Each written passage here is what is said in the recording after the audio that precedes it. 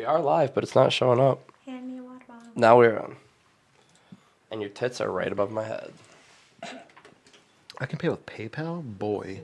Let's wait till we get a view. Oh, shoot. I gotta share it to the page, and then you can share it Mitch, to tag whatever me you in a want. post. Oh my god. Oh my god. Oh, let's turn that off. Same. No, that's gonna feed back. All the cheat views. Yep, We need that's them. Me. That's only us. If we get up to like 15 concurrent viewers for it, we'll start getting recommended and get another Yeah, that's when I got that 30,000 views for that other girl. So who's that? Chen. I know Chen. Bruh. Me and him were Chen, I love Chen. Dude, me and him That's my were uncle. beer pong Really? Yeah. Me and him were beer pong partners at one time, and we're already up to 7, so let's do the introductions. Hello, everyone. I'm Steph Curry. This is my guest today, Nance or Nancy? Nancy Yang. I'm just gonna call you Nancy. Okay. And you are, let me get to my notes here. You are an Asian.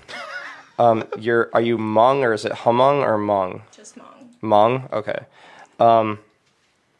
Now, I've met a bunch of them, and is it Hmong language or is it Thai? Hmong language. Hmong language? It's like their own.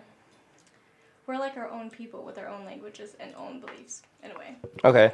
I've met a few, because I've worked in factories most of my life, and let's see. Oh, there's Jake.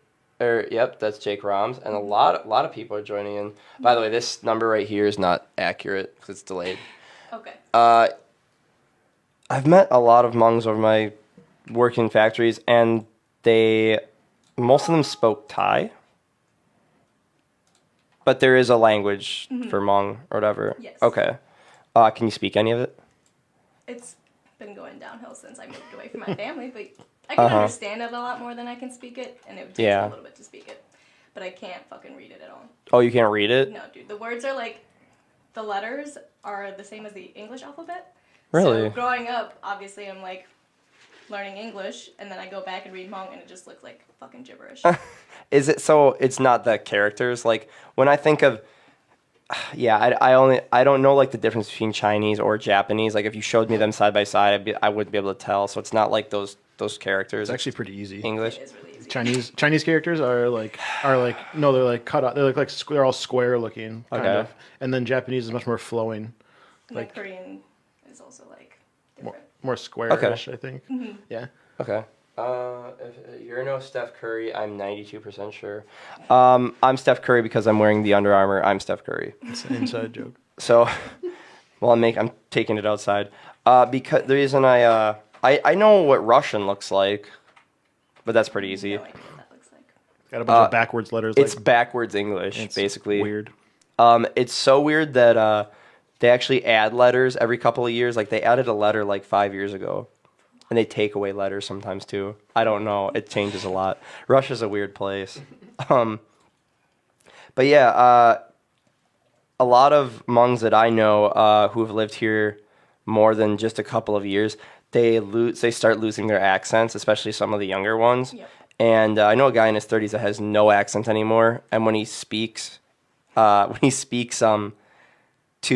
other Hmongs at the factory, like he'll throw some English in there. And some of the older ones I can see they're like upset because like they want to talk to each other in their own language, and he'll like every now and then he'll throw in some English. Yeah. And you can tell they're like, well, why can't you speak our stuff? It's kind of just, I'm part of a dying culture. I don't know. It's like we don't have our own country, and like because like growing up it was just like a lot of the male is like what you're under. That's it. Like, Okay. You live with your parents until you get married, and then you live with your husband and his family, basically. I remember you posting about it a long time ago. How did your family like look down on you when you moved out, or like was it a kind of an issue? I mean, I've kind of just been a rebel since I was like in high school, but yeah, I mean, it's not normal for us to move out, especially if you're not married yet, and to move out with a white boy, to be specific. So it's not, White boy. Yeah. But you had your own place before you moved in with your current boyfriend, right? Yes. Yeah, from what I remember, that time that we went to Red Granite swimming. Yes. Okay, so like, so they've been mostly supportive about the whole thing. Yeah. Even though it goes against your culture Yeah. and everything. Like my parents have, but like the rest of my family, I can't really say the same. But I understand. That's a tough thing. I can't say like this is the same thing, but when I started doing this, like my family has not really given a shit about it until recently, because the one that I did that got all the attention with Danielle, a lot of my family watched it, and a lot of them are like, you don't really have to be talking like that. You don't have to be cursing and talking about masturbation for 2 hours. And I'm like, but it made 30,000 people laugh. Like, how are you going to tell me that that's bad? And so, like, I just, having to work against that. And it's kind of, you're trying to live your own life to your own standards. And maybe it's breaking away from this old tradition, but you have to live your life. yeah. Where are your parents from?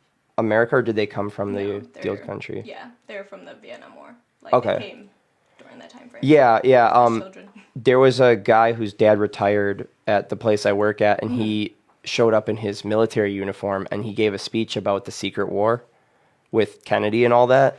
And I never knew like about any of that until he brought it up. Yeah, they don't teach you that in high school. I had one teacher in high school, Mr. Morgan. I don't know if you remember Mr. Morgan. I never went to Fondy. Well, he was the only teacher Morgan was that great. I ever had. Right? He went to Fondy.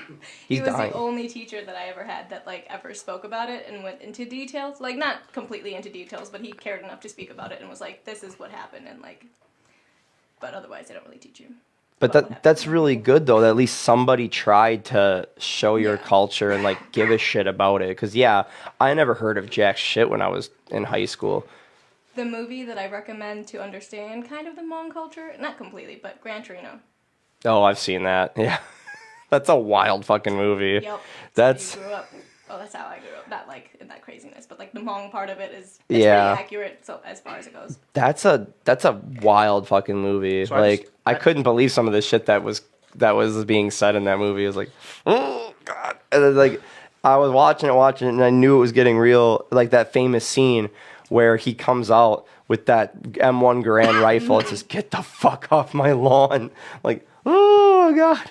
So I just have a quick, like, just kind of a side note thing. Like, so you say you don't have like a country. So like, where did your culture like kind of derive from, or like what created it? Do you know really that, or? I don't know what created it, but we were originally from like South China, and we were like, if it makes sense, we're more of a clan. Like our last names mean like different clans. Okay. So, but we were from South China, and then we got pushed down because they didn't want us anymore. So then we traveled down into like Thailand, Laos, and Vietnam, and we kind of just like live in the hills. Do you know when about that kind of thing happened? Can't remember. Okay, because like that's kind of just interesting because you know how like China was unified by the different emperor that went around and like basically beat everyone up. Yeah. And so I wonder if that must have been Maybe. the time when that kind of happened, I possibly. haven't really looked into that far. No, yeah. No, yeah, it kind of reminds me of like you've seen the movie Hero or whatever. No. Oh, I was kind of looking at Mitch like you've seen that movie. Oh, With Hero? with Jet Li. Is that based on Hirohite? I don't know. It's about the guy who like pretends to kill all these like people to get close to the king so he can kill him, basically. Oh, Or the emperor to get close to the emperor. Yes. And he tells all the stories like in the different And like it's you see. fake. Yeah, exactly. I've seen that. I went to the 'Cause this is kind of I went to the Time Theater in Oshkosh. saw that. It's a really good movie. They had a back martial arts movie marathon. They did Crouching Tiger, and then they took a 10-minute break, and then they did The Drunk Master with Jackie Chan. Drunken Master. Drunken Master from like 1994. And then they did a 10-minute break, and then they did Hero. And it just lasted all day from like noon to 7 o'clock. That sounds horrible. It was like $10 for all of them, so I'm like, we're in this for the I fucking guess, commitment. I guess. Yeah, they had beer and popcorn and hot dogs and burgers and shit there. It was like an all day thing. But I vaguely remember that movie. I might have slept through a little bit of it. But yeah. I just kind of this is what kind of made me think of that, when you're saying kind of pushed out of China. Thank you. So did you grow up pretty American or Western, or was there like a lot of the Hmong influence in your house, or how was it growing up here? Well, my parents definitely only, like, my dad only speaks Hmong. I mean, he speaks a little English, but it's definitely, like, horribly broken English. My mom speaks a lot more English than he does, but it's first generation, so you have to, like, grow up with the traditions and then also try to find yourself. And living in America, it's like, it's this whole other world, and like, it's annoying, rough to go through. Because you're just like sitting there trying to like decide if you want to like make your parents proud and decide if you want to go through this process of just being a housewife and having kids for the rest of your life, or live your own fucking life and do shit by yourself and not depend on a man for the rest of your life. Yeah, like you said, the I know in a lot of Asian cultures, I can't think of one that isn't like this, No. but it's very male centered, and you just kind of sit in the back. I know the whole rule of when a man is walking, you always walk behind him, and you don't really speak unless called upon, kind of thing. Yeah. And like that's still pretty strong, isn't it? Yeah. Like that's not going away anytime soon. Depends. I mean, I think there are a lot more Hmong kids who have like broken out of the culture, because we can see that like that's not healthy. It's not healthy to have a relationship that's like that, and even in your family, like, you know. But I don't know. Well, I know that I don't know if you haven't done it in a while, but like I'm not super duper like news. I don't scroll through my news feed too much. You, Jacob. Oh, Jacob says Nance. Yeah. I'm gonna give that a heart react, but that'll be from you, and from me for commenting on that. I'm not super news scrolling anymore on Facebook. If I get a notification, I'll go on, and then usually I just close it out. It's kind of frustrating because it's Facebook. I feel like enrages people unnecessarily, especially me. I'm triggered fairly easily, even though I don't show it. I just turn it off. But like, from what I remember, you used to post this video a lot of it's not Jeff Bridges. It's Jeff Daniels. I get those guys mixed up. The guy from Dumb and Dumber who's in the newsroom, and it's America is not the greatest country, and he rattles off these statistics in like 5 minutes about how it's not the. And you said you always reshare it every time it comes up in those random videos, and I heard recently, and I've taken me a while to appreciate this saying, is that people who protest America love America more than the people who don't. So, and it took me a while to understand that, and I do agree with that to a degree, of because you want it to improve, or you're citing something wrong. If you didn't love America, you wouldn't say shit because you don't care enough. Yeah. So I guess, can America learn anything from like what your culture, the Hmong culture, like, is there something that we could benefit from, like I don't say spiritually, but like, is there something that we can adopt from your culture to be nicer or more gentle or more just better ourselves in any way? Something that we could learn to benefit us. Yeah.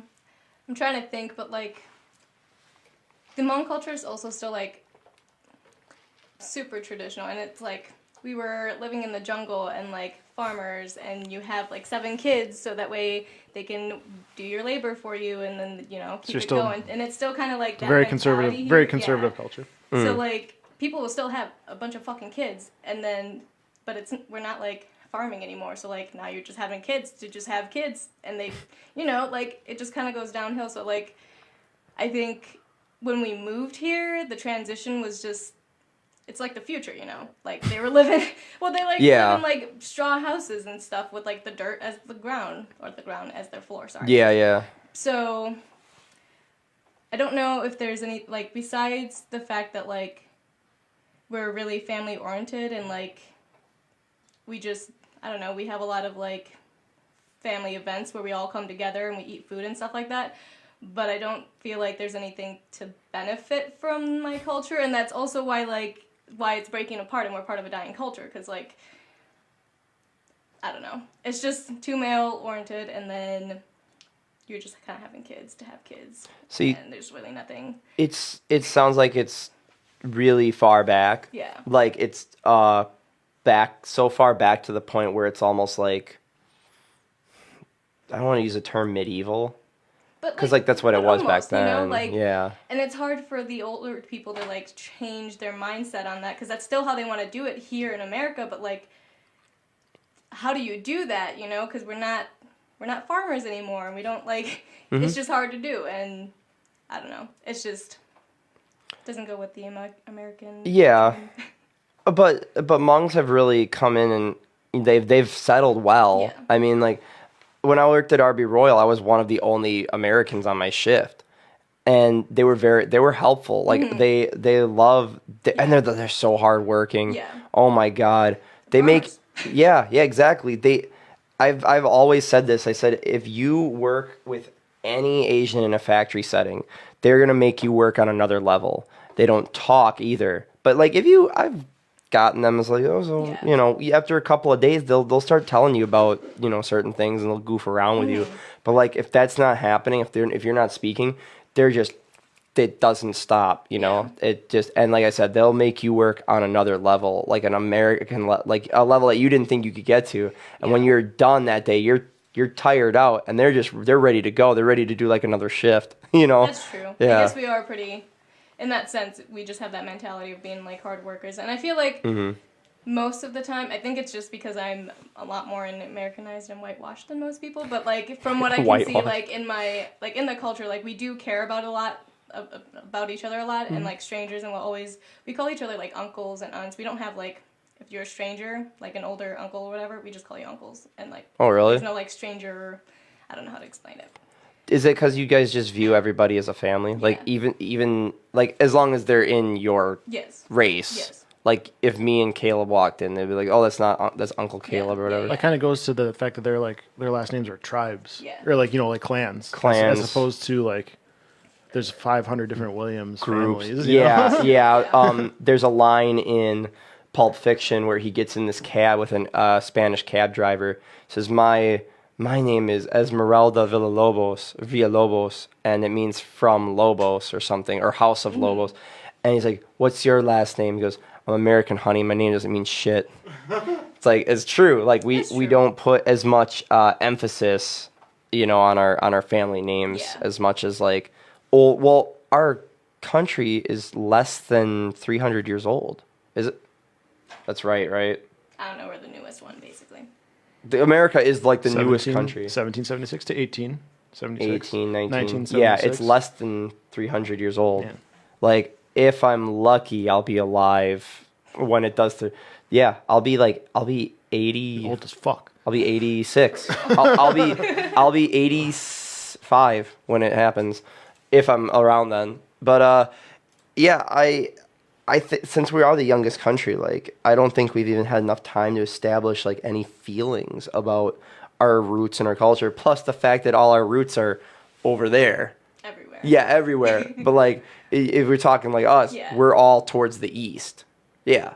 So I think given enough time, we might have roots. But could you imagine like what our ancestors, if the world's still around, what are our ancestors going to look back on? Good example. Have you seen the Firefest documentary yet? Yes, I've watched both of them. Fuck I yeah. like the Hulu one better though. There's a difference? I've only watched Oh, there's a difference. The two I've different only ones were watched the put on by Netflix two one. different. Two of them, the two different ones were put on by two different production companies. I didn't know They that. both shed they both put a different light on it. Basically, they Really? both try and pitch it a different way. I've only seen the Netflix The one. Hulu one's, in my opinion, the Hulu one's better. Why? But it's because it's from the business view of it. Okay. Because it explains why the Fire Festival happened and what it's about. And, like, what the card is, like the black card they were talking about. Yeah, the They don't Magnesis explain card. that in Netflix, and I was They like... kind of do, but they never go into the business side. It's just, this is a heavy metal credit card, and they throw it on the ground. It's like, this is designed to impact millennials or impress them. That's what our culture is going to look back on and be like, what were you guys good at? Look at this. Here's a failed festival. Yeah. It was so, I love that documentary. It's the most millennial thing I've ever seen. Just how, it was kind of cool though to see how all these people like my age, the kid is younger than me. Billy, he's younger than me. He's 27. I'm 28. Like, I looked his age up, and the fact that a kid, like, because I still see myself as a kid, the fact that a kid like that age was able to pull that shit off when he was like 25, 26, like, that is really impressive, even though he frauded a lot of fucking people. But, like, they're gonna look back on that and be like, oh, so our history's fraud and drinking. It's not gonna be good to look back on, but I'm gonna be dead, so I'm not gonna be embarrassed. Anyways, but well, you know what? That's my sense of humor. So, you used to model. You don't anymore though. No. Why Kind of not? had to stop. You had to stop. I didn't have to stop. My boyfriend was like, in his respect, I chose to stop. Really? Did he have a problem with it or no? No, I mean, like, not with the photos before. It's just, like, now he's just wouldn't be comfortable with me doing that anymore, which I understand. Oh, that's nice. Cause like, if if you were other people, like, I feel like somebody would be like, a guy would be like, stop fucking doing that, and somebody else would be like, no, fuck you, it's my body, I can do whatever I want. But that's cool. Like, you respected that, and it's like, you understood where he was coming from, and I feel like he wasn't like straight up about it. He was just like, can you just? Yeah. He was gentle about it. Like, not do it again. I already told him before, and I was like, well, before you date me, just so you're aware, my nudes are out there, and people will jack off to them, so I can't stop that, and they're on the internet already, so... So sorry. Oh. But I won't do it again. But you're not gonna do it again? Probably Okay. not. Well, good thing I got this when I did. Yeah, you guys might recognize this. I don't know. Yeah, I was gonna say that was definitely on camera. Yeah, that's the head that belongs to that chest. I just got invited to something. Jake Roms invited me to Liquid's event, the Momentum, presented by Quantum. Am I saying this right? Quantum Amass. Amos. What? I don't know how to say the last part, even though I'm in the group. I'm sorry, guys. I love you. It's hard to pronounce. Yes, I feel bad because he invites me to so many of those things, and I can't go because they're all in Madison, and I'm always working. It happens. I feel like shit. Nah. I've got to make it. I caught the tail end of his act at Slim's once for the benefit for Will. I was there. You were? Yeah. Did I see you? I don't know, maybe. It was a while ago. Because I went to that. I got a picture with him. I posted it, and then I had like maybe a beer, and then I left because I was really tired, and I think I worked the next day. It was when I was still on second shift, and then I think I had him on the next day. So I just wanted to be like more well rested. And I mentioned this yesterday, and I'm gonna do a much better job than what I did yesterday. But I'm gonna mention this again now that there's more people watching. I'm gonna look into this camera. Danny Marquardt made a YouTube page or YouTube channel called Hello There Danny, and thanks to Adam Johnson for correcting me last time I messed that up. She lost her boyfriend Will in a car accident 2 Octobers ago in 2017, and she made a YouTube page to just kind of talk about her experiences of being a younger widow and going through that. So far, she's only got one video up. It's kind of just summarizing what the channel's going to be about. And she's going to talk about the accident itself and her recovery and how she's going on without him and the support and love that her friends gave her after. The video that she's posted already is only about 3.5 minutes long, and it's fairly well done. It's actually edited unlike this, so it's a lot shorter, and you guys should check it out. It's pretty moving. I had a tough time watching the video, but that's what it's supposed to be. It's supposed to be hard to watch, and it's just Danny reaching out to other people in distress who are in the same situation and just trying to help people out and share her experiences just to help them get through it, because she found such a great community online to help her through it, and she just wants to pay everybody back. So definitely check out Hello There Danny on YouTube and give her some love and support for that. She's great. I love her. And Sammy. Yeah. I don't think I've ever met her sister, Sammy. She's not 21 though, is she? I think she just turned 21 a couple months ago. Okay. Every now and then I haven't gone out in forever, and every now and then when I do, she's out even more seldom. Danny is. So, like, whenever I do run into her, I try to say at least hi. And I think I met her boyfriend once, Derek. I met him once. He's a good Haven't met him dude. in person yet. Oh, okay. But he's pretty funny with his noodle paste. Yeah, I'm not really sure what that was. I watched a little bit of it, and I'm like, huh. It's a little goofy. Yeah, it was goofy. I think I might have been in the wrong mood to watch it. It was funny. It wasn't bad. I was just like, I'll have to watch this some other time. Maybe get some booze in my system or something. But it was funny, and Like, he's getting decent amount of views for it, so I hope he keeps going. So if you ever watch this, please keep it up. And if you make YouTube, I'll subscribe to it. I always support. I don't like to say artist, because I don't think I'm an artist. And I don't say creator, because I don't think I'm a creator. I guess other YouTubers. And I'm not really a YouTuber either. I just do this for fun. This just goes up on YouTube. But anyway, yeah, let's get back to the modeling thing if you want. How long did you model for? It was during an interesting phase of my life because the roommate that I had was actually a photographer, and so she kind of like took all my photos. She's the one that took that photo too, but she was an interesting character. I'm not gonna go into too much details. Oh. During that time frame that I lived with her was when I had most of my photography photo done, and then so I don't know, maybe like a year at the most. You only modeled for a year? Yeah. Because I remember that page. You posted a lot of pictures of that page. She took a lot of photos of me. The one of you tied up?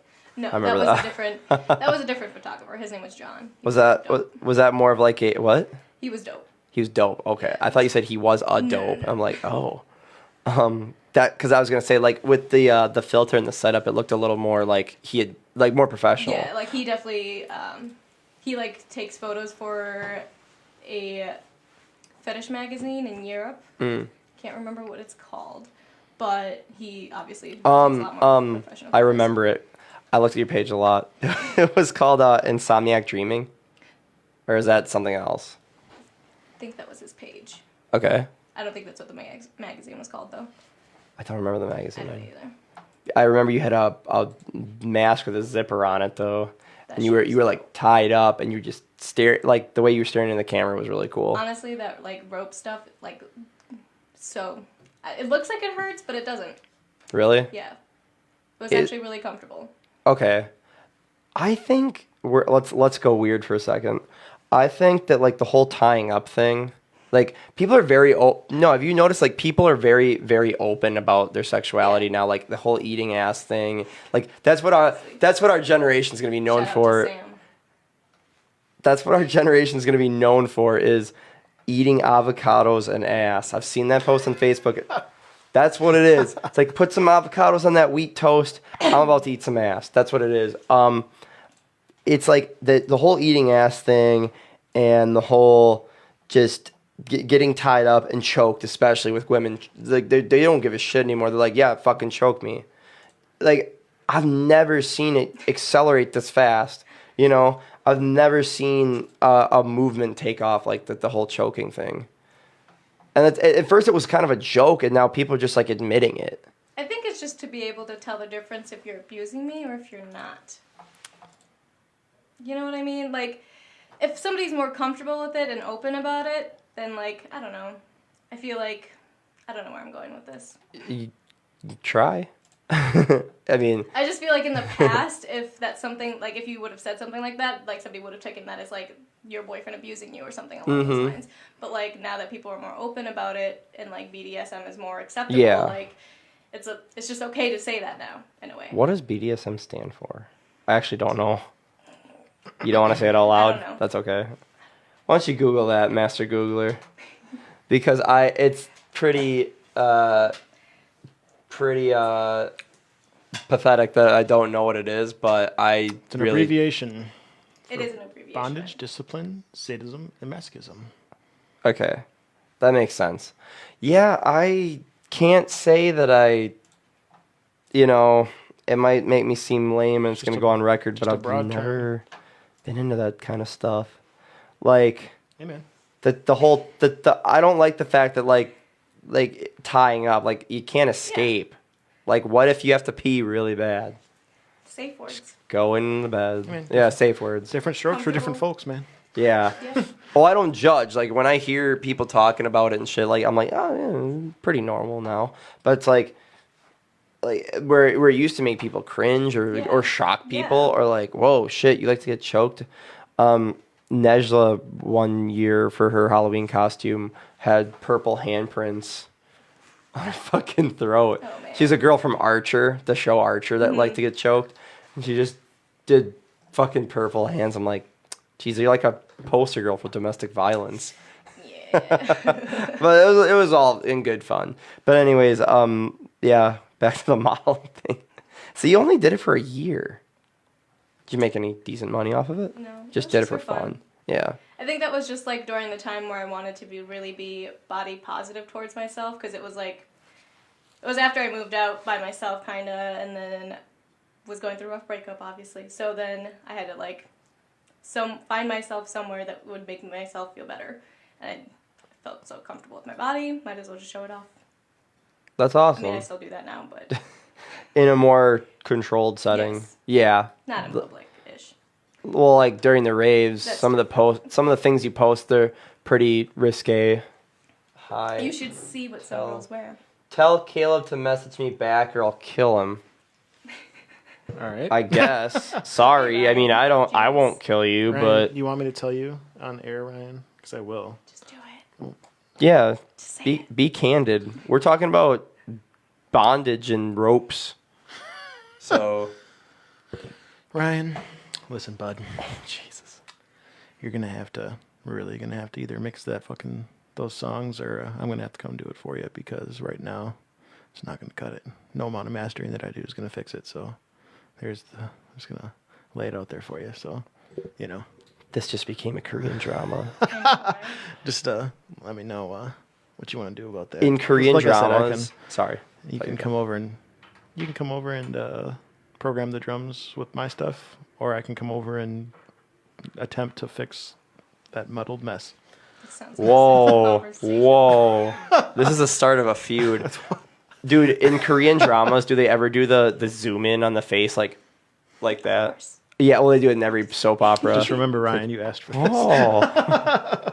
Damn, dude. You just dragged him over the coals. Nah, dude. But he kind of asked It's you something to also. he recorded like years ago, so it's not really a big deal. It's like me being like, yeah, look at this shit I recorded a long time So if he ago. recorded it using today's shit, it would be better?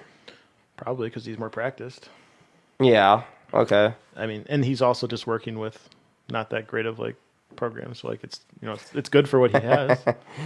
Well, It's not actively bad. Actually, I said message, you fuck. Actually, I said message. I did Yeah. with my word. I did with my words. Jesus, we just experienced A little touch on a little yeah. Look at us. You can see us. Our reactions are just like sitting there, just listening, and just. When's this gonna? What direction is this gonna go in? Would you ever consider modeling again? If not nude, yes. Not nude, just like tasteful, like. Yeah. That was fun to do. Yeah, it's fun to look at. So, how long have you been with your boyfriend? 2.5 years. Yeah. now. We met on Tinder, actually. Really? Yeah. Yeah, that's awesome. Tinder, for everybody who hates on Tinder, I just want to say Tinder does work. I dated a girl for 3 months off Tinder. It's not that big a deal, but like it worked. It actually worked. Yeah. I met a girl also last June on Tinder. We matched, and she lives in Fond du Lac. I'm still friends with her. We went on a few dates, didn't work out, but we'll get together every now and then and watch some movies, and I enjoy her friendship. It's nice. I've met a couple like dope people off of there, but to have like an actual relationship that's like long term off of like Tinder specifically, that app, but it works. Yeah, it's great because like it actually does work. I remember when I was 7, 8 years old, and I was still like 9 years out from getting the internet. I would hear about online dating from this. There's a show on television called Change of Heart, and it was the first show to incorporate online dating. And what you would do is you would watch interviews on there.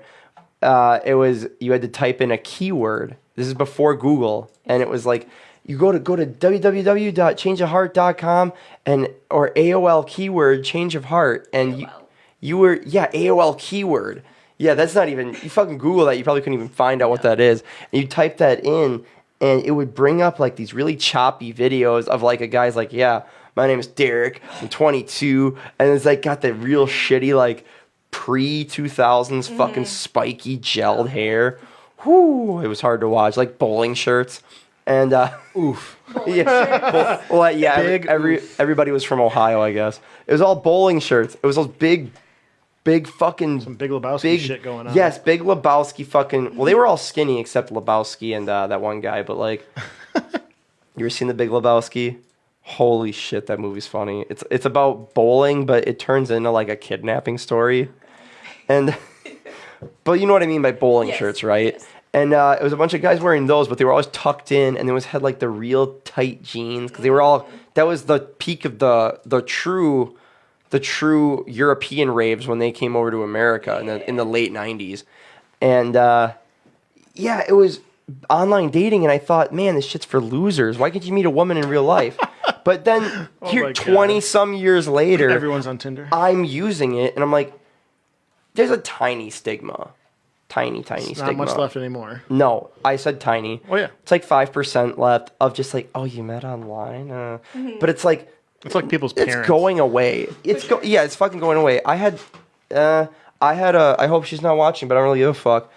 My cousin's fiance, once I said I met this girl on Tinder, and she goes, oh, I don't really think that is a good place to meet a potential mate. She's like 6 years younger than me. That's when you go, I don't think you should be talking about a partner as a mate. She is engaged, so I couldn't. She's doing better than me, so I'm like, what the hell? Isn't fucking bowling shirts. This isn't fucking wolves in nature. She, Wow, it's that far behind. Holy shit. yeah. Hey, Mike Rosenfeld joined. Go check out his YouTube channel. I'll promote him till he tells me not to. They're good videos. They're really good videos, and they're short too. And she said, that's not a very good place to find somebody. I don't think you should do that. But like literally, all my family on my mom's side, all high school sweethearts. It's like, I'm sorry I didn't get that lucky. Like my options are limited now. Yeah. So, and with more women my age already having kids and or are married, like I said, my options are limited. That's why everyone's parents and their friends are divorced, because they only had their small pool of their local town to choose from. True. Just very true. You know, Jesus, he's not wrong. throwing fucking truth bombs. You know oh, what? there's- Ryan opened up. There's Fucking ready hang on to one second. sling today. There's Danny. Danny, I promoted your YouTube channel again. Hope that's okay. And Nancy says hello. Okay, so yeah, what's going on with Ryan here? But true. Yeah, boy, 3 years ago on Mixcraft. Boom. Yeah. And then Nathan Nay. Am I It's saying my that? little brother. It's so weird listening to someone talk about your boobs. I'm sorry, man. We're almost done with the modeling section. Then we get to go on the whole real reason He's why grown she's up. here. How old is he? He is 16. That's not grown up. He's grown up enough. He's pretty mature for his age. Yeah. It's old. Well, it's that's old cool. enough. That's cool that he's handling it. I mean, I'm sure he could tell by the background that this was going to be a little bit of an adult podcast. He gave me the greatest compliment ever, and he goes, "This is probably the filthiest thing I've ever been a part of." Me? Good. Yeah. I said that? Yeah. I remember you did. I mean, that's not wrong. It's not a bad thing, but that's wrapping up the whole Tinder thing. Like, that's really cool. You guys met on Tinder. You're still going strong. I wonder. There's got to be people who are married from Tinder. Oh yeah, there definitely is. Can you look that up and say how many? I don't know the I know. statistics on it, but What I'm sure question? there's like Well, what question do you want to ask? That's a broad question. yeah. Like, Have people married from Tinder? That's broad enough. oh, that's a guarantee. Yes. Yes. I'm not even. I'm going to tell you that myself. Yeah, fine. That's a Don't guaranteed do your yes. job. Boy. Yeah. But anyways, no, that's really cool that you guys met on Tinder and are still going strong. And he gave you a promise ring. It was $5. I already lost the first one. Still, but $5. I already lost five, the first one. Was the first one like legit? No, it was like, the same one. Oh, okay. Yeah. So it's just he's $10 in the hole. So, but like, I was gonna say, like, if it was like a real thing, like a pretty expensive one, how much? Like, I don't disagree with the whole promise ring thing, but it's like, how much should somebody spend on a promise ring? Yeah, I know it's a weird question, isn't it? I mean, I guess it depends on the type of girl, because girls who are like really into the dreamy type of stuff and like storybook and romance obviously would love a promise ring. Well, but I don't know. Those women probably don't want a promise ring. They want the I engagement guess, ring now. but like you have to go through steps, and they probably want all three of those. I guess. Like you said, they just want the fucking rock. Yeah, they want the rock because the a big, promise shiny ring. Does that mean fucking- I'm not good enough for an engagement ring? Oh, so you're promising me you're going to disappoint You're me? promising Okay. me something that should have been implied anyway. Bitch. So that's Sweating a a question little for, I don't know. That's a really broad question because I think a lot Yeah. of women now don't really care about rings as much too. Like, Mm. I don't really care about materials like that. Like, Well, I would never $5. spend more on a ring than like my honeymoon. I would rather just honeymoon. So, should we ask it on air? Hold on. Fine. Ask what? Is this guy the real deal? What Yeah. guy? Yeah? Probably. Oh. Yeah? My mom's gonna have to deal with Ooh. it because he's white. Excite what? I said my mom's gonna have to deal with it because he's white. Your mom doesn't Tell like your white mom people? not to be racist. No, I'm just- She's actually gotten so much better over the years. Like, she used to, like, in middle school, she, like, fucking hated it when I hung out with white people. And now she's Oh. just like, whatever. Yeah. So, Yeah. There's, I wonder if it's ever going to wash out. But Right. there are stigmas for every race. I found a statistic. Go ahead. Yeah, probably skip over that racism According, thing. according to a new survey conducted by messaging service Simple Texting and shared exclusively with Bustle, boom, 15% of couples who've met on a dating service have been seeing each other for over a year, and 13% are already engaged or married. Okay, so that's... There's a statistic. That's all dating places, though. I would have said 20%. Which but- I would have been like 10. You were close. You were closer. So I would have shot low. that's still pretty awesome. I mean, with the fact that something is described as a fuck app. it is, though. To an Yeah. extent. You know why? Dude, Tinder got so much worse because they took down the casual encounters from Craigslist like a year and a half or however long ago. So all those people had to go make Tinder profiles. Casual encounters. Yeah. I remember those.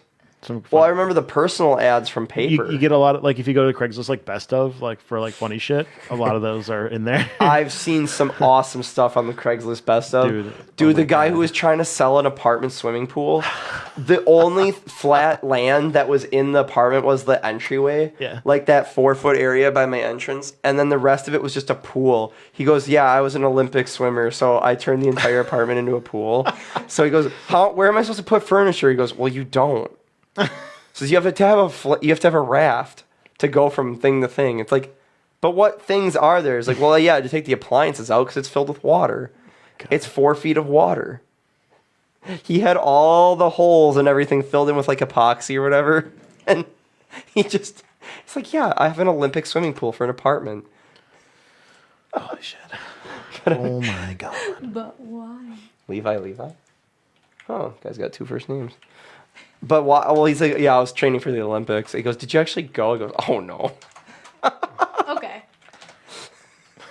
It's a good reason, I guess. If you ever get a chance, concealed weapons on Facebook is one of the funnier ones. Oh, is it? Because it has like a picture. It's like, this might look like an ordinary Solo cup, but it had a Glock in it. Oh my like God. a fucking pistol. There was one where it's like, this looks like an ordinary box of Kleenex, like a tissues, but it was at the end of a shotgun. Oh, man. So it was like a full shotgun. It goes, Hey, what the fuck? goes, if your hands get slippery from all the killing, you can just wipe up right there. I'll just take it right out. What the fuck, bro? What? All right, let's get to the reason why you're all here. Why we're all here. Let's talk about EDM. I'm Batman. Let's talk about EDM. Okay, what are you wearing there? What are you drawing attention to? Excision. Excision, and he is a artist. I don't know. Listen, to say. going into this, because this is probably going to be the longest portion, and I'm happy for it to be. I know one thing about EDM, and that is Skrillex used to be in a band called From First to Last. And maybe Skrillex isn't even part of EDM. Maybe he's from dubstep. I don't know anything about the culture. Dubstep is a genre of EDM. I don't know anything about any of the festivals. like I don't know anything calling- about the culture. It's like calling. What's your favorite metal band? I don't like music. Fuck you. I was about to be like, it's like calling. Hey, Treewin, he's a big EDM guy. Yes, Good he is. timing, Jacob. Or that's not Jacob, Save sorry. me. Ty. Because you're going to help us all out. Because I'm completely new to all this stuff. Go. It's your turn. Just what is Excision? Okay, so who's Excision? Let's start there. His name is Jeff, and he's great. My name, Jam. Yeah. No, I don't know like his whole backstory, but he is the reason why I fell in love with EDM. I went to his. I can't remember when the first time I saw him. I think it was Thanksgiving 2 years ago. Where'd you see him? Thanksgiving week at the rave. Boom. Yeah. Main stage or in where is it? stage. Main stage. Yeah. Solid. Yeah, and just being like in that atmosphere. I don't know if you've ever seen any of his videos or any of his graphics, but like being there and watching that shit is just like. I'll say for those of us who I don't go to many live shows anymore, just because I'm not in a band. Well, that plays out a lot, and I just don't like people. Explain to us plebes, to plebeians, what it's like at those shows. Give us a nice, thorough description. At the shows. Yeah, what's the All the what's ones it you like? remember. What's it like? Well. Describe the amazingness to us. Put it into words. Give her a second. To think about it because there's Sure. so much that goes on during the shows. Like, I think one of my favorite things to do while I'm at shows that I think a lot of people Drugs. enjoy do. Besides that, not me though, but people watching. Because people on drugs So and you watching them, There's got to be a lot of different types of people there. You know, like all sorts of different shit going on. it's the fucking greatest. Like, I'll just find myself literally sitting there for like 30 minutes zoning out on the music and just focusing on like a random person in the crowd that's just doing some weird shit, and I'm just like, Oh, Like you get those people that are like massively headbanging, and you're like, "How's your neck not broken?" I've been there. I saw a A little video. sore the next day there. I saw a video of this kid who they were just profiling him for a little 2-minute video, and they're like, "Man, you're crazy energetic at raves. Like he's doing like cartwheels and backflips and shit. What are you fucking on?" He's like, "Take a sip of this shit." Gives him a drink. Goes, Molly water. "No, it's regular water, just straight up water." He goes, "I'm high on life," and that's what I've noticed is people who start going to these things. They don't have to get into the drug culture of it. They don't have to get into the hallucinogenic culture of it, and maybe they're just not even there for the music. They're there for the people. They're there for the feelings, the vibes. That's you know, exactly what it is. yeah, you're there for the Yeah. good time. And I said this a long time ago. I said, I think that EDM fans or people who do go to these things, they're the most accepting and kind fans of Yeah. any. Like, I'm a metal fan. I love metal music, but Jesus Christ, it's kind of shitty when Yeah. like you go to like a metal show. We're a fucking brotherhood, and we're gonna kill everybody who Yeah. doesn't agree with us. No, I get that. Yeah, Because like I've That's gone not to true like at all, though. rap shows. And I've been to stuff like places that, where they've said that. Oh, I'm sure. And going to rap shows to like EDM shows, I refuse to go to like a non-EDM concert unless it's somebody that I really love that's outside of that. But Boy. like because of the crowd of people, because like at rap shows, what do? You just stand there and like listen to the nod your music head. and nod You your do head, this, and you you like do that, exactly. yeah. And then if you start dancing, people look at you like, what the fuck? Like, what are you on? Why are you being weird? Yeah. But Yeah, then you you're go just- to like EDM shows, wear whatever the fuck you want, do whatever the fuck you want, and everybody's just there to give you water and care for you, and then like Oh, he's I don't know. rolling. We gotta Yeah. help him. Lay him down. exactly. You ever been? Do you like like rock at all? Or you ever been to like any rock shows or anything like that? Have not. Probably like that. You like crowd surfing and shit like that? No, Oh, I never hate mind. mosh pits. Oh, There's so many mosh pits. Lighted finger gloves.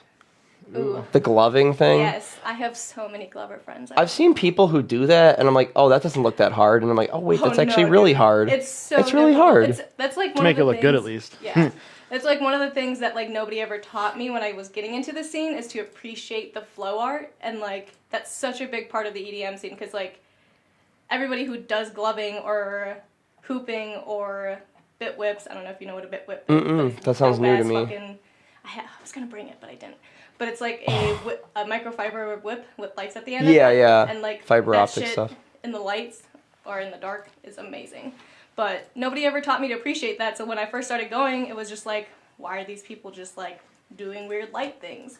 But then as you continue to get friends, and all my Glover friends kind of like joined in, and I was taught by them of like the culture behind the gloving and like the talent that goes into it. Every single time you get a glove show from someone, it's like a whole nother like I don't know. It's just different every single time. Well, yeah. And it's just. I can't. I mean, I'm assuming at some point if you do a certain routine, I'm Yeah. sure there's tutorials on YouTube where you can just learn basic hand movements, and then you obviously you make it your own and you make stuff up on the spot once you get the basic skill down. It's like any other art, and you know it's mesmerizing and cool. And I can't imagine what it looks like when you're a little under the influence of something else. Let's read this comment quick. Exactly. I think to get into the scene, you have to go to shows on Molly or other things. After you really get into it, you don't need stuff to love the show. I agree. Okay, so you do have to. You should be under the influence of something. No. I don't think like you don't have to be, but I think Sure. Because when I didn't start getting into the scene until like 2 years ago. After I saw Excision, that was when I was like, this is. I found my place. This is what I need to do for the rest of my life. It's a good feeling. Yeah, and. I mean, at first, it is kind of what everybody thinks it seems like. Like, it's all about the drugs and, like, just partying, getting fucked up and after parties and whatever. But after you start creating, like, your own group of people and then you start noticing the people that are constant, like, in Milwaukee, there's a venue called the Miramar Theater. I've heard of it. Yeah, and that venue is, like, everybody who loves EDM loves that venue. Miramar Theater? Yes. I don't know for sure, but I might be actually going to see a comedian there. Maybe. They hold It's- other shows too. Yeah, I think it is the Miramar Theater. I think I might be going to see Brendan Schaub there. And then we got another one that says poi spinning. Yes, poi spinning What's is that? like these two little. They're like light up LED balls at the end of it. With the Oh, strings, like you that. spin. Yeah. That I've started seeing more on those Facebook videos. Like I'm subscribed to a lot of fail blog stuff where just people getting hurt. I'll watch that, and then when it ends, sometimes it's another fail video, but sometimes they'll show a random thing, and it'll be like light shows from EDM festivals and shit, or it'll be like a drop where they take everybody up, and then it'll just that stuff and or they'll troll. They'll troll. They'll just they'll get ready to drop, and all of a sudden, never gonna give you up. That's And definitely then- happened a couple times. Sure. We've gone to shows too, so that shit fucks you up. And and then a lot of the DJs will duck as soon as they do it because shit flies over the I thing. don't know. Throwing stuff at DJs aren't usually the respectable thing. I think Oh like fuck no! There's a lot of that's like a couple grand worth of shit up there, No, like a for couple sure. grand worth of equipment. But furiously typing over there. Yeah, man. What you got? Don't worry about that. Oh, It has nothing to do with this. the other thing that I really love about the EDM scene is just that like how involved the artists are with the fans. Like I've never listened to any like genre of music where the artist is like I don't know, like Subtronics, who is like part of this Subcarbon Records label. He's a great DJ, and he is so involved on his like Facebook page with his fans. Like I'll constantly just see him like commenting and like replying back, and it's just like they're so humble. Like I don't know what it is. Like you can't go see Kanye West and expect him to like That's message true. you back on fucking Facebook. Like that's not a thing. And you have to pay like over $300 to see him. So 300 to see Kanye? I don't know. Probably. I'm not even a Kanye fan, but I'd probably do it just to say I saw him in the same room. Not worth. No, bro. $50 is like my limit for concert tickets because EDM shows are so cheap. Huh. Well, yeah, it's not like it's one person usually for I like know. an act. And it's, So these DJs are making like next to nothing when they do this stuff? I don't know if they're making next to nothing. depends 'cause on they the- sell out shows It depends on the constantly. place and how their Yeah. profit thing goes. Like, or for at the rave, Excision. Fuck the How rave. big is this guy? Good. How big is this guy? Excision? Like fan wise, is he like big in just I- Wisconsin, or is he big nationally? Big nationally. Okay, so yeah, they probably pay him. I don't know, however many thousands of dollars to be there, or whatever agency he's with probably just books him. On a tour. So he's getting paid, however much per week Let's to go look to all these him spots. up on Instagram. If you're a smaller place like going to Miramar, that's probably based on how many tickets you sell. Yeah. He's got 615,000 followers. Where? Is that a lot Where? on Instagram? That's a lot. He probably makes decent money just off that. Okay. I mean, Great. yeah, Nathan Yang follows me now Cute. on Instagram. Thank you for the follow. Thanks you. Anyways, with the whole drug scene Because, like, I know people who will refuse to go to that shit because of the drugs. Like, do you think that's a stigma for that place? Like, do you think, like, is there a way to encourage people to join the scene, like, to get them into it without showing the whole drug side? Because there's a nasty side. I mean, I've seen pictures of, like, just people just laying on the ground, fucking in their own vomit, just laying around. But that's the same thing with alcohol. So like, yes, I was about to say that's you could see that at Summerfest. You could see that at Warped Tour. Mm-hmm. You could see that at, well, not anymore, but they're done. But anyway, hey, I liked Warped. I went to the last one. I saw Sense. The last one is this year, but Senses. No, it was this one. The last worldwide one was last year. They still have one going on. Yeah, it's going on, but it's not countrywide. who cares? No, I'm just saying last year was the last countrywide thing. All right. Okay. All right. We get it. And Senses Fail played the last show. Yep. On the last song, they closed it out, and they're like, "Say goodbye to your childhood," and they closed the last song, and they're like people crying in the crowd, and I'm just like, man, I just want to drive home and go to sleep.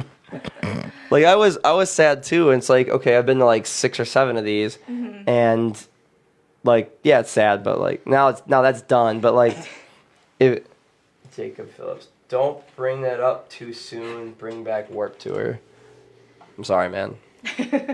I was there, but anyways, yeah. Do you think like, is there something that you can do to improve I think the thing, like to just like to make it more accessible, I guess?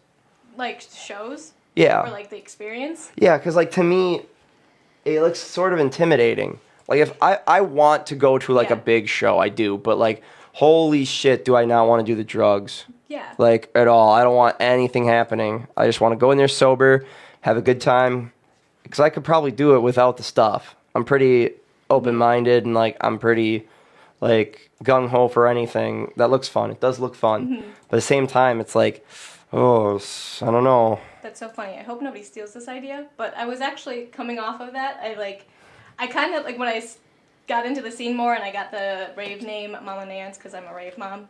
Because I tend to take care of everybody. Yeah, I was going to say, explain that, please. Yeah, I tend to take care of everybody, give them water that they need. I'm the one that leaves when the good song's on to go get water because we're out of water, but we're all fucking retarded, so we need water.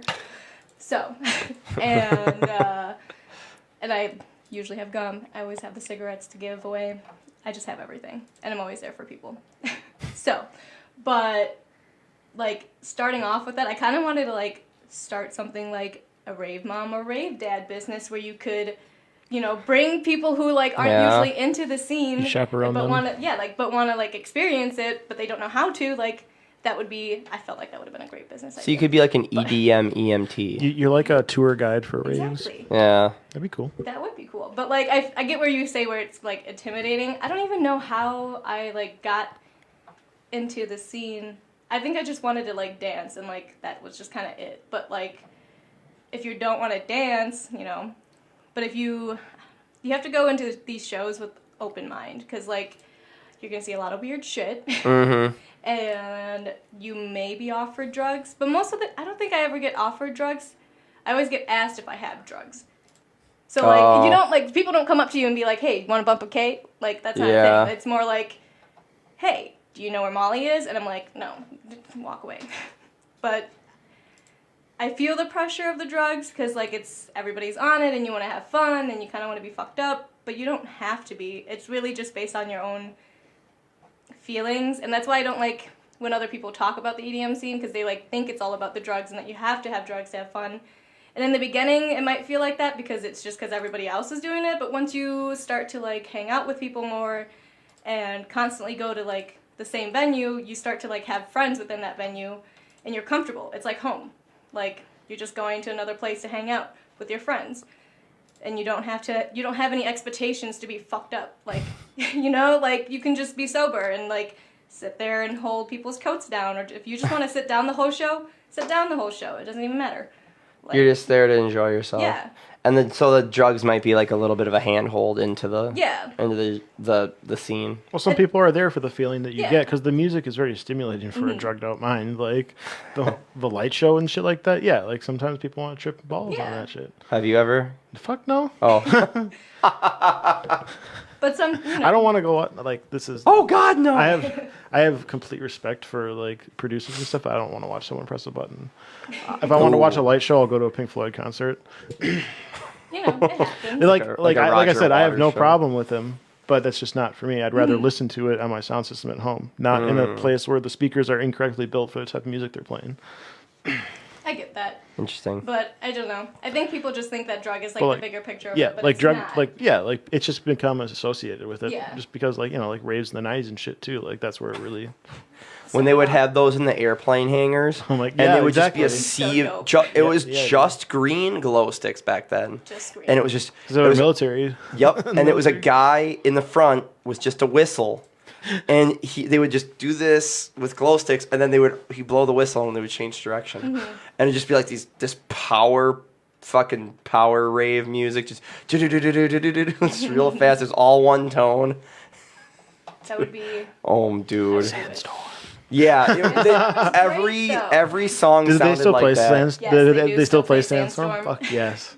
But no, I think like people's view on the EDM scene is definitely a lot different from the outside. Because like once I actually got into it, like I realized how it changed me as a person. Because I was never really, I wouldn't say that I wasn't affectionate towards people, but like being in the scene allowed me to open my mind to like not judge people just based off of what I see. Because obviously you're gonna see like a fucking crazy ass person, but they could be the nicest person in the world, and you just have to sit there and talk to them. It's like a brotherhood or Yeah. a sisterhood. Exactly. And it just like the people that are in the scene are in it because they love the music, they love the experience, they love the people that's in it. I mean, they might love the drugs too, but that's, That's just the icing on the yeah. cake. But Yeah.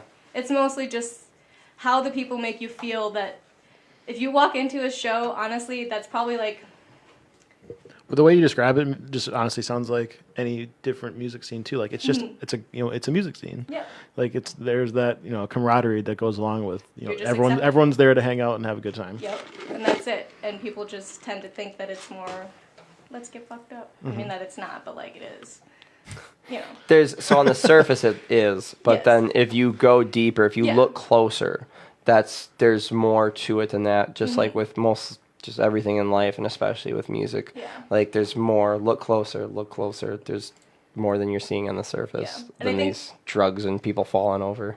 The other thing about like the EDM scene is to like think about the music, like because you take away the lyrics from just the sounds, like no words, and for somebody to like for just thousands of people to understand what that sound means without any words is just like an incredible feeling. Like I don't know, No, I understand. It's the it's a good whole way. other world. Like I said, I would like to do like a smaller DJ thing, like a smaller show Yeah. before I go to like.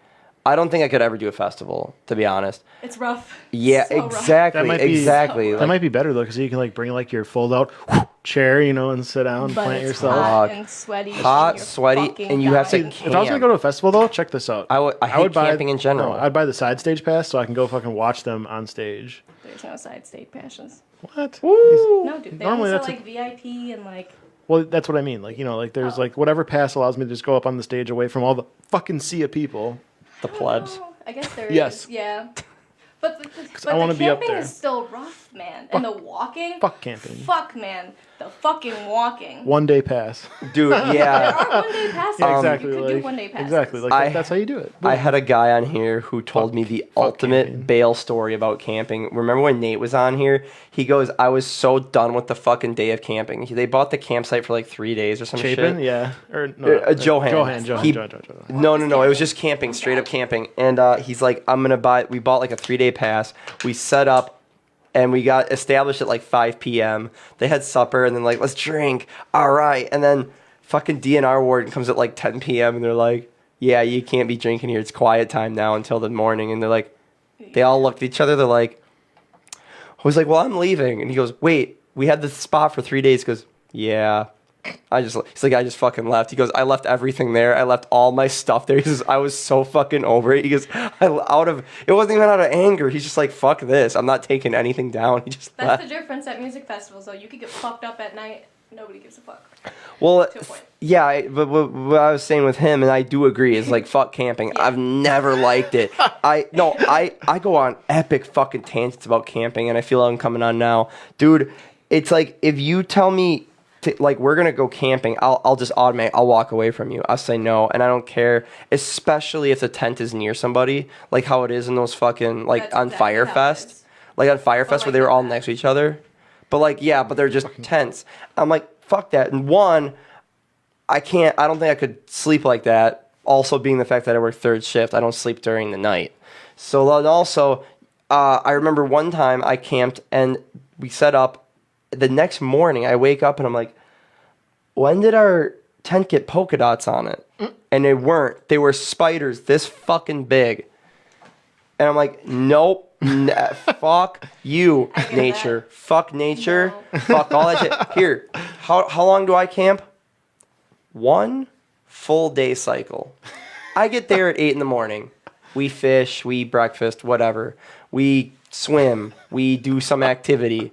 It's lunch, activities, supper.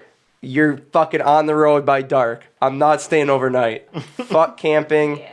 Fuck camping. I get There. that. I mean, like, the 2 festivals that we went to this past summer, or this past year, like, we left the last night because we didn't want to stay anymore. No so, like, I get shit. that. Like, we were like, all right, we did everything we needed to, let's go home.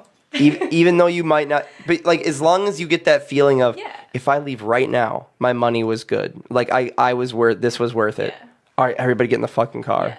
Yeah, Dude, exactly. we bought day passes. It was like $50 for like a metal fest, and there was like 70 bands there. They would play like 2 songs and move off the stage. Mm-hmm. We saw like the first 10, and my buddy's like, it was the same guy. It was Nate. He goes, dude. Yeah. He looked at me. He goes, bail. I'm like, I think so. I've done that. Dude, we were out of there by like 3 p.m. I've It totally was like done we're like fucking done. We were done with it. that, for sure. No. But yeah, dude, camping fucking. Yeah. I mean, like, we went to Electric Forest. That was, like, my first festival. Now that Honestly, is that the most famous one? Yes. Electric Forest. Where's that take place? Michigan. Ooh, I would say, Meth even though you heads. don't like to do it, hey, you can smoke weed there now, though. that's true. But, In Michigan? yes. Is that I legal in think Michigan? If you're over 21. Yes. Keep going. Anywho, Sorry. So, Mitch's face like, huh? fuck, what was I talking? Okay, Electric Forest. Electric Forest. You can smoke weed there. I can't remember where I was going. But camping there, that was like my first festival. Oh, yeah.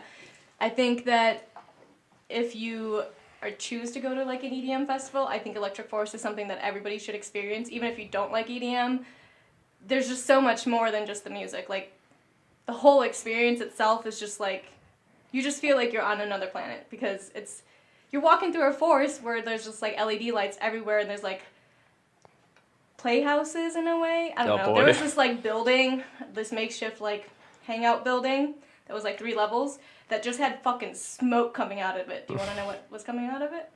I thought it was vape juice at first. Was it weed? No, DMT. Oh my god. And they were just fucking ever done hotboxing DMT? DMT in there. No, but it smells like fucking mothballs. So like when you're walking through the forest, you just get like pockets of like what smells like mothballs, and you're like, what the fuck? But Oh no. they just have like different things that you can do, and then they have like these little tiny fairy houses that Talk you can about look all the into. dust. Oh, and the fucking dust. Michaela Fuck the dust. Anthony, am I saying that right? That's yes. Yeah. She's my best friend. I love her. Shout out to the best friend there. But the fucking The dust. What's the dust? Is that code for Dirt. something? No, Oh, there's just so okay. many people dancing and shit that like at one specific stage at Electric Forest, it's just so like it's so gross. Like just the people dancing woofs up the fucking like Mm-hmm. dust, and then you go home or go to your campsite later on that night and you blow your nose. There's not like enough people like throwing water bottles around that that's just mud. You know what I mean? Like, don't you think Or that- just Would you Yeah. want to dance in mud? I mean, that'd well, be here preferable. McKenna said that'd be kind of fun, wouldn't it? Like, people go mudding. we got rained out the whole weekend and walked through 2 feet of mud. See? And then that seems better than dust. No. they had a hippie van to hotbox too, Yes. Ezekiel. There was this cute little hippie Wow. van there. Vanderbret? I don't know how Did I to say fucking that say right? his name. I just call him Zeke. Vred and Brett. No idea. I hope I got that. And then she also loves you there too. But yeah, the dust there, you like definitely want to have a mask. They also make like cute little face masks where you can pull it. It's like the ski masks that are triple pads and shit. I would love to do like so they're obviously just called like respirator masks, but they're for when you go do graffiti. Oh yeah. And I always will call them Mike Shinoda masks. Do you know who that is? Mm-mm. Mike Shinoda. He is the rapper, and now sadly the only singer of Linkin Park. Oh. Yeah, and if did you have the Meteora album growing up? I know that. So the cover is a guy spray painting stuff. Mm-hmm. That's Shinoda, and he's got the fucking the Breaking Bad mask. And I actually have one of those. And if I were to go out to a place like that, Definitely that's what I would have. Yep, bring it. Yeah, It's worth it. It's only like $100. You have to replace the filters, but like.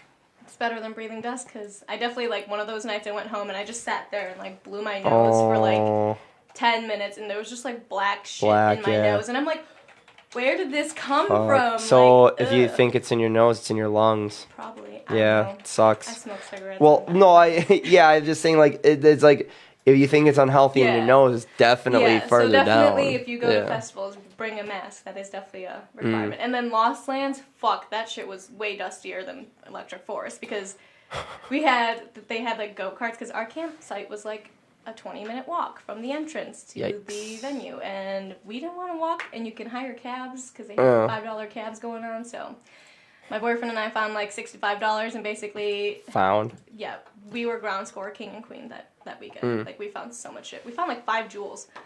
Gems? Jewels. Jewels? Like money jewels? No, the jewels. Like like sticks. crystals? Like the fake cigarettes? Yes, the fake cigarettes. Oh, the jewels. God, I'm sorry. Jewel. I'm sorry. The jewel. I'm so old. I'm so fucking old. It's okay, you just don't smoke, so. I don't. I've never smoked a thing in my life. That shit was sitting behind there and like having them drive through the dust. It was just like, it was gross. Fucking DMT though. I know, dude. That's what I thought. That's crazy, bro. But you ever had DMT? Have you ever had DMT? Yeah, I was gonna say you never did it. Do you know what ayahuasca is? Yes. You ever done that? No. Do you know what it does to you? Does it make you rip your skin off? Hallucinate? It makes you there's a lot of people. It's a lot of bro science, but a lot of people think that it gives you the ability to. That's my boyfriend. We found a decent bag of drugs too. We found so much drugs. It was A insane. bag of drugs. It's very vague. But hang on. Let me finish the thing about ayahuasca. They think that it might allow you to communicate with interdimensional beings. I mean, that could be just tripping balls, yeah, you but just like, But I can see what it. the fuck? Maybe. yeah. But and apparently, like one of the bad side effects though is there's a very very big chance, like 90% of people who do it, you're gonna get violently ill after you take it. Gross. Yeah. Well, I mean, you're traveling through different galaxies and shit. Okay, so found a decent bag of drugs, a decent bag of research chemicals. Okay, see. There were 3 separate finds. Yes. Let's hear about it. So, I don't remember. My boyfriend just kept like looking on the ground and finding drugs. But he like found a bag of drugs. I can't remember where he found it first. 2 were research chems. But the second one, I went in the morning. I was the only one that woke up at like 9 in the morning every day because it was fucking hot. But the tents, nobody tells you about that, but the tents are on fire by 10 a.m. You cannot sleep in there past that time frame. So, Yikes. that's another thing to worry about if you go camping. But They literally said. I went to the bathroom to go take a shit at like 9 a.m. And I like literally am just sitting there and I look down and there's just like a full ass baggie of drugs and I'm like, Who leaves this shit like, here? is this real right now? This And is then- money. Yeah, so I bring it back. But so going to Nance Safe, who was at Lost Lands. Yes. I was gonna say, mention anyone you want. They are an amazing organization that like basically promote safe doing drugs. And they, I don't know. Controlled drug Yes. taking. But they were there at like Lost Lands, taking like they had test kits that they were selling there, but they were also testing people's drugs for free. So like if you were doing drugs and you didn't know where they came from and you didn't go to Dance Safe to get it tested for free, you're fucking retarded. Like I don't know. During that time frame, there was like fentanyl and coke. So that was like a big worry during Los Angeles because they found it a couple times. Fentanyl, that's over the counter though, isn't it? Or prescription? Pretty sure, but it's highly addictive. It's an opiate, isn't it? It can kill you. Oh, shit. So, okay. But yeah, and they like I had a bunch of friends who were working with Dance Safe, and I went there to test the 2 baggies because all my friends were like, "Let me do them," and I'm like, "No," and they were like, "This smells like coke," and I'm like, "I'm not gonna let you do this until I test this because I found it." Smells like coke. I don't know what coke smells like, but apparently it smells like That sounds like a joke, because it's like, oh, this smells like coke. Well, smell it harder. Yeah, it's coke. Oh, shit. But no, I got the first 2 tested, and they came back as like unknown. So they weren't even on the radar of their Yikes. test kit. So That's yikes. I was like, all right, Hard well, pass. I'm gonna just throw It's that probably away. somebody selling fucking chalk to dumb people. Chalk mixed with, it's like chalk You know what I chopped mean? with Like, oregano or something. Someone just goes to someone who's tripped out, like, you want a bag of Coke? They totally could. Carpet fresh. Yeah, exactly. Like, man, baking soda. Some Yeah, shit. yeah, like, I was gonna say. It's like, do you want this? It's lace, dude, and it's just like oregano with carpet fresh on it. yeah, man.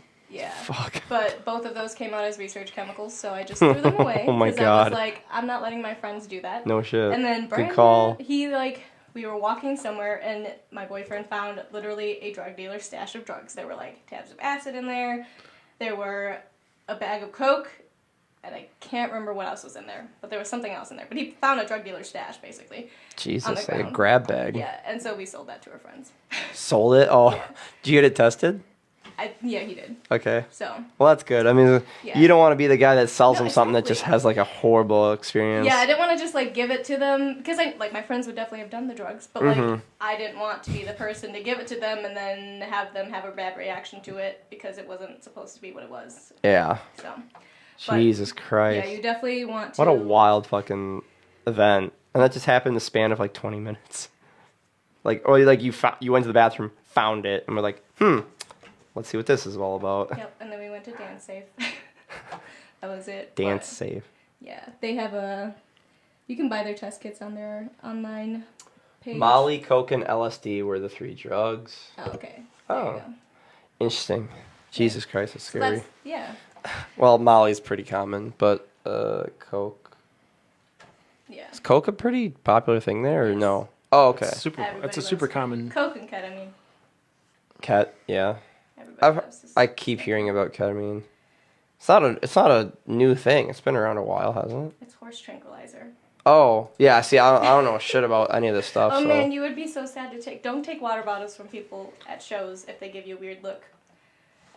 Well, 'Cause what's it the might look? be- I don't know, because it might be Molly water. Can you do the look to me? No, I don't know what the look. like- It's just happened to me before, where like I was really thirsty and I was walking through a hallway, but I was walking to my friends to get the water bottle to get the water, but I was just so fucking thirsty because I was rolling balls, and I just like stop at this guy who's sitting on the couch and I'm like, hey, is that water? Can I take some? And he's like, sure. And Oh, I'm like, yeah. and I'm like, Like, I'm gonna keep walking. So. Yeah, I was going to say, might as...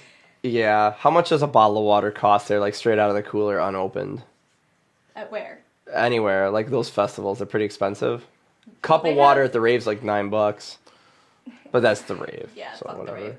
At the Mar, it's only $3. And most of the time, though, at the venues that I've experienced going to shows, they don't give you the cap for the water bottle, which is kind of gay. Interesting. It Yeah, sucks. well, yeah, it makes you drink it so you get another one. Yeah. You know, but it makes just you go to the waste it. bathroom and refill it, because fuck it. Oh, That's what everybody right out of does. the sink? Yeah. It's safe that way. Yeah. Nobody else does it. There's always that one person that disappears for days, and people wonder if they're okay. So buddy system is key for sure. Yeah. Yeah. I would rather not fucking babysit people, and I would hate to be the guy who had to be babysat. Right, Mom. Rave mom. Yeah. Like, you know, you could put like one of those like I don't even know if they're still around, but those Apple squares that you put on your keys and you can find them. Just like as like what's going on Stick over it in there, their and just like pocket. stick it on their person or something. Like, But- what the hell? But then you have to think about the fact that there are over 30,000 people Oh my god. with data service. How would that work? Your phone doesn't really No work in your shit. systems. Oh my god. 30,000. In a How many people small saw that? area. That's how many people saw that one podcast. Boom. But that's also like that's that's 10,000 people less than the population of Fond du Lac. So that'd be like the entire population of Fond du Lac minus some people going to see this goddamn thing. What's the big one that's in Vegas? Is there a big one in Vegas? EDC. I don't know. EDC. I think it's EDC. Or Coachella. One of the two. Well, Coachella is like a variety of acts, isn't it? Yeah. It's like a who's pop who's concert. Major Lazer? Is that anybody or is that something else? I'd say he's more mainstream. Oh, okay. Because I remember he was in the Firefest thing, and the guy was like, "Yeah," and Major Lazer was grossly overpaid, and he made a point to say grossly overpaid. No. I don't know. He's funny. I gotta check out that Hulu one. You should watch the Hulu one. It's Cause I've watched Netflix one twice, and it made me want to go to a fucking festival. It's Like not a fun. festival but like any music thing that's multiple days. But at the same time, the whole camping thing is pissing it me kinda off. Stops. You gotta take an RV. That's Oh. I don't know. For Electric Forest next year, we're gonna take my little brother for his 18th birthday, and they Oh, have wow. pre-set up like a lot of like Best of depending on how luck. long the festival's been going on. They have like they know what to do and they know what people need and what VIP packages to like have, so people buy them. But the one that we want to go for is like over $33,000, but it's like a tent with like 4 bunk beds and AC if you want for an extra Ooh. $300. 300 extra. I'm paying it, dude. Fuck. I guess. Yeah, I was gonna say. I guess It's you only for, you like, would 5 days, you would but, like, know. So yeah. like, if it's worth it, it's fucking Yeah. worth it. If Yeah. it means I can sleep longer, Exactly. sign me the Or fuck up. sleep. Yeah, or sleep better. Yeah. So Jesus. Sign Yeah. me the fuck up. I don't know. Lost Lands changed their camping thing this year, and a lot of people aren't happy with it because their like VIP Dino Den was like right by the Dino Den. entrance. Yeah. Oh yeah, Lost Lands is dinosaur themed. Yeah, yeah. It's Oh, yeah. yeah. You said they had the life-size things of the dinosaurs. Yep. How many dinosaurs are there? I don't know. There was a lot. Many. Yeah. I know. Ty posted either as a video or picture of the Brontosaurus, which is the long neck from The long Land neck Before Time. bitch. Little The fuck. what? The long neck bitch. The long neck One bitch. time our friend was looking for us at Lost Lands, and my boyfriend replied, "The long neck bitch." We're underneath. It's like, oh, dude, I didn't know what you meant. I was looking for a girl with a long neck. It's like there's too many. Do you got some shout outs in there? Some stuff you want to talk about? Yes. Oh, how much time do you spend in a tent when there's live music though? Not in a tent, but under the canopy. And it depends on who I wanted to see. Because at Electric Forest, it was... The people that I wanted to see was spaced out enough to where I enjoyed the forest a lot more than I cared about the music. Because it was just so interesting. And then at Lost Lands, obviously it was all about the music, but it was in Ohio, and I wasn't expecting it to be fucking humid and hot. It was like 85 degrees and humid as fuck. So like, do you want to move? Yeah. No. I just sat under the canopy until the sunset, and then I walked out.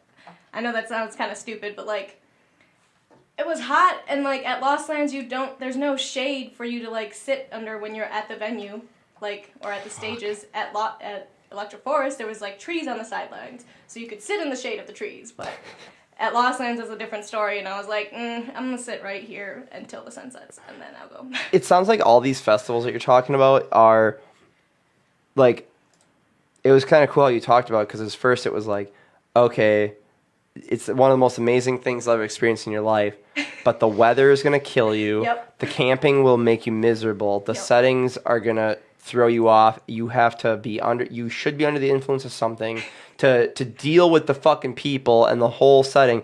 Like, there's a lot of work and sacrifice. It's so But confusing. but if you deal with this shit and man up and hang on and hold on for the ride, it's worth it. That's what it Yes. sounds like. There's so many moments where like I can just remember, like Electric Forest. When we got back, I like hated everybody for like a month. Oh so no. It was we went with like 12, 13 of us, like as a group of friends going together camping. Jesus. And it was hot, and we all hated each other, and we were all Yeah. mad, and we were all on drugs, So, but And the come down just magnified it all. exactly, but like at the same time, even though like everything was kind of stressful, it was still like the moments of sitting there with my friends watching the stage as the sun was setting and the lights like turn on. It's just like so magical. I don't know. They made it all worth Yeah, it. it's just so worth it. And then like they had after parties too at Electric Oh, Forest yeah. where there was like this struggle bus where my boyfriend fell in love with Subtronics, and we were walking back to our campsite, and there was this like funk music. I don't know if you know who Josh Genvy is, but he's one of my Glover friends. But we were walking back with him, my boyfriend, and my friend Samara, and I really regret that I never videotaped this moment, but I was like sitting there behind Samara and my boyfriend, and Josh was giving them a glove show, and all three of them were tripping. So, but like that moment with them was like one of my favorite moments because he was just so into the music, and you could just feel it in his like fingers and like the way he was moving, and they were just so lost in it. It was great. I don't know. There's like little moments like that where it makes it all completely worth it. Yeah. It was fucking hot. Even though, like, physically you're miserable, but up in here, in your head, it's just, you're somewhere else much better. Mm-hmm. And the fact that you don't have to wake up to go actually do anything the next day is great. Go with experienced campers Yes. helped me a lot my first festival. I did not go with experienced campers, but I was very prepared because I planned the fuck out of my fucking camping trip. Yeah, and you guys learned together, and like every time you go to one, you'll learn more and more, and you're like, okay, next time this isn't going to be a problem, or next time we'll be prepared for this problem. So, you got some stuff on there you want to talk about, or point out, or talk about? Well, I'm part of this Ashdub event that's happening in April in Oshkosh at the Sunnyview Expo Center, which is basically like this amazing list of local artists. Support your local artists, guys. I was going to say the please. camera's right there. A lot. But Carbon is like this up-and-coming DJ. I don't know. I've been seeing his name pop up a lot, and he's going to be headlining this, and Spooky Bro, aka Ben, is going to be there. But it's April 6th. Save the date. Come. And you can also get a 10% discount off your ticket using Weekend 10, all lowercase. And then on, I don't know when this date is. Fuck. 1 second. Mm-hmm. Are we set to go for tonight then, Caleb? Mm-hmm. We're the first ones for the theater. We're the first ones booked. Cool. It's gonna be sold out. We can't just go there. Oh, yeah. Sound like something. Sounds like a Mitch before in the car. Okay, so the Outlander Music and Arts Festival is happening on July 26th, which is also something that I'm also involved in.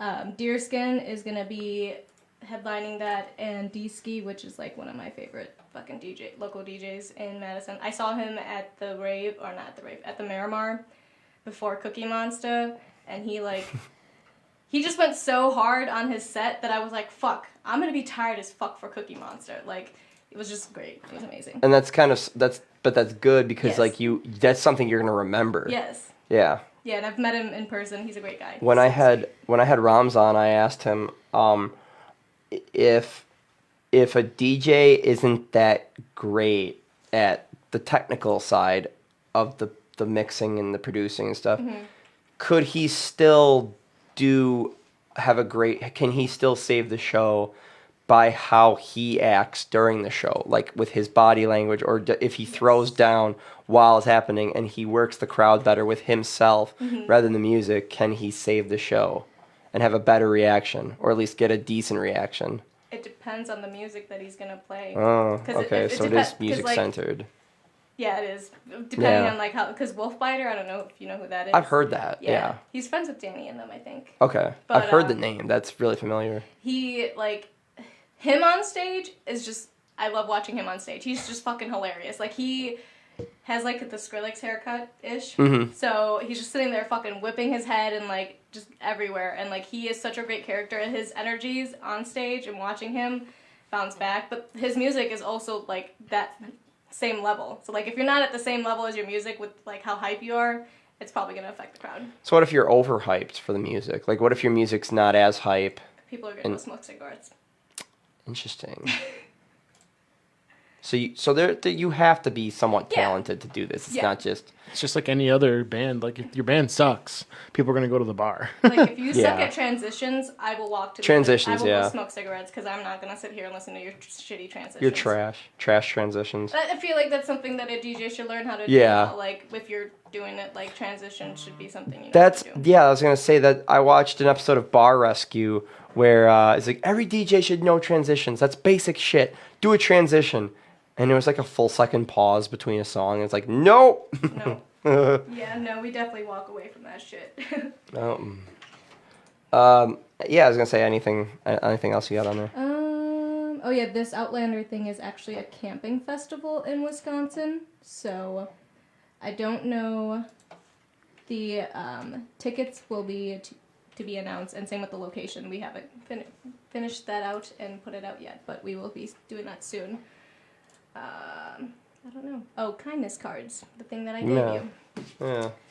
So This is what the thing looks like, and then the back is here. And did you write that? yes, I wrote all of them. The one that I picked says, "Strength grows in the moments when you think you can't go on, but you keep going anyways.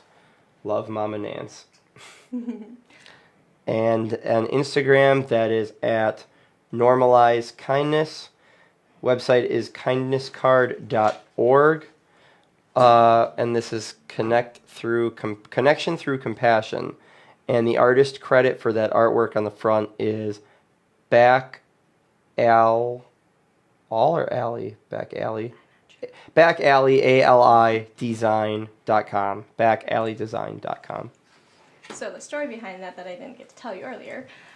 So when I first started going to the Miramar, there was this guy there that we would constantly see, because I went through this phase in 2018 where I went to like two shows every weekend for like 6 months. I don't know. I went through a crazy concert phase.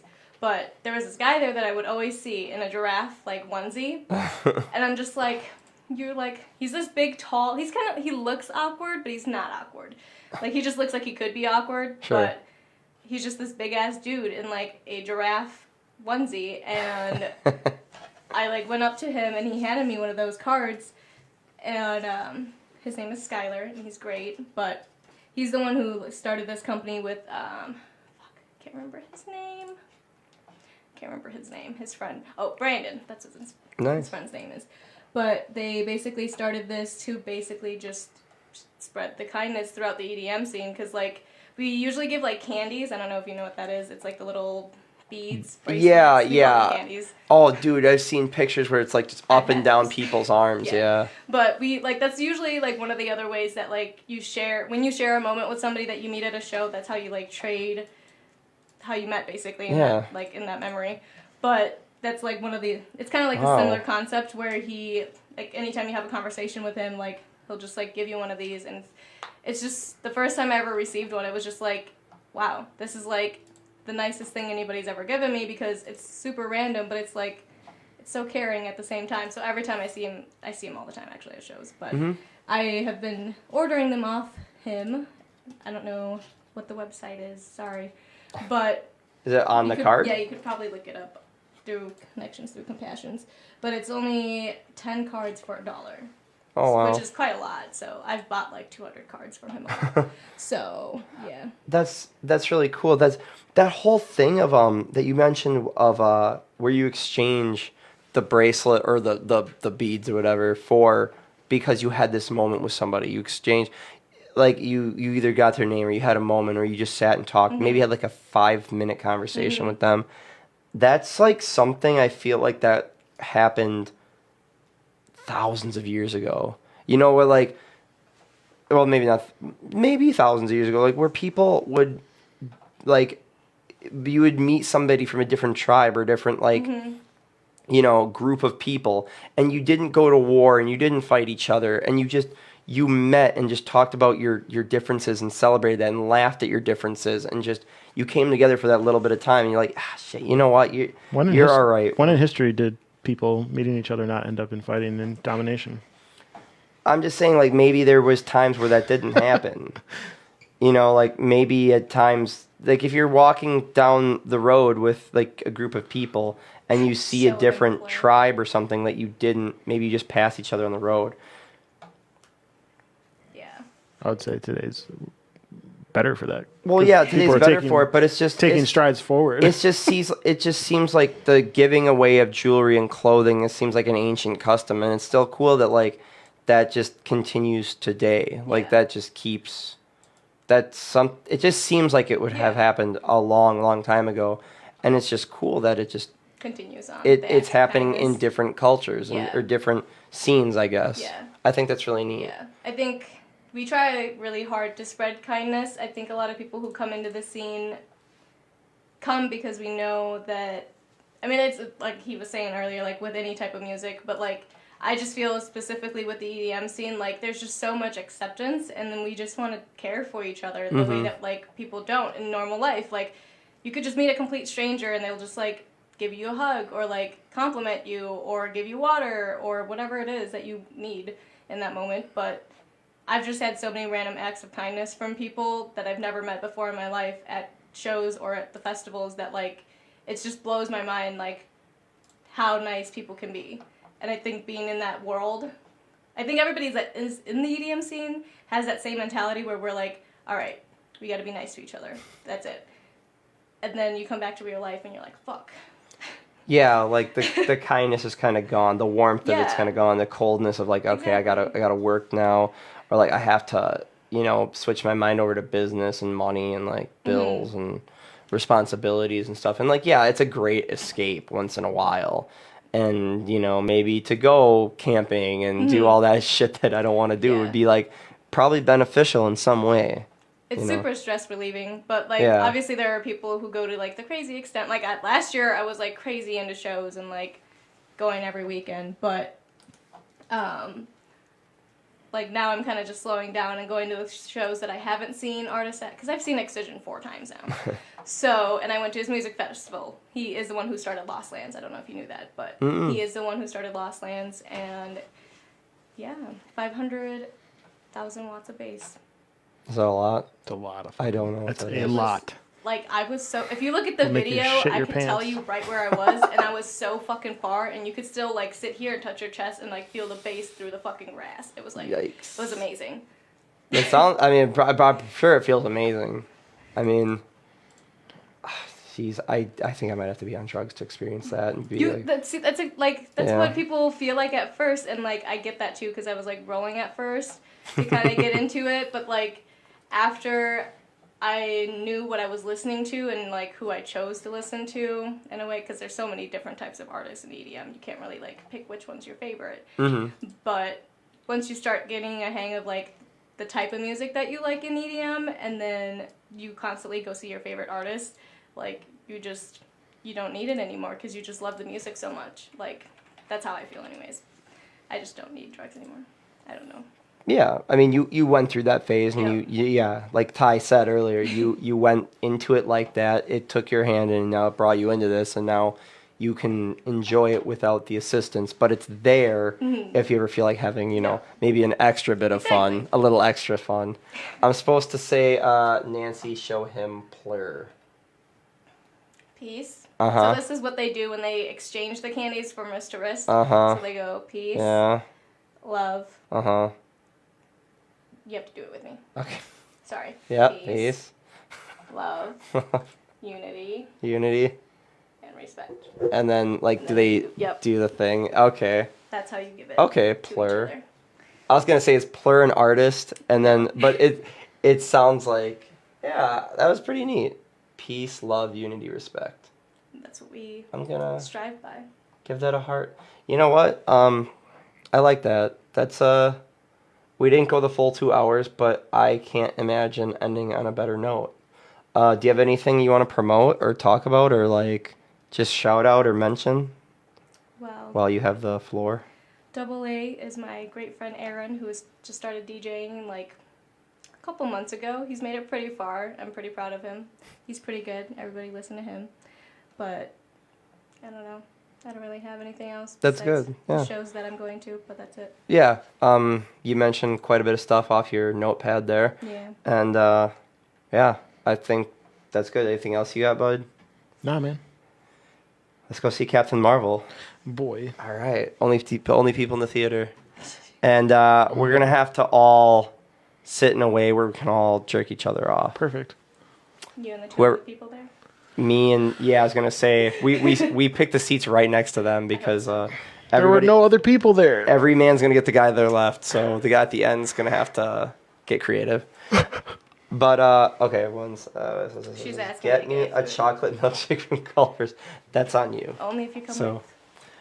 All right. Thanks again, everybody, for tuning in. Nancy, Love you. thank you for coming on here and doing this with me. Really Love you, appreciate Mitch. it. Love you too. Caleb, for being the guy behind the scenes there. Is that going to get shown? Yeah, Please, yes. it is. And everybody in the comments section, thanks for taking part in this. And thanks for also watching us on a Friday night. Hopefully your cat is okay. If he poops out Eh. this fucking string. If he poops out the string. And she looks like she's going to get her chocolate ice cream. So this is a happy ending. I like it. Just as we crossed into 15 viewers. Okay. We're getting the most right at the end. So thanks again, everybody. I love you, everybody. See ya.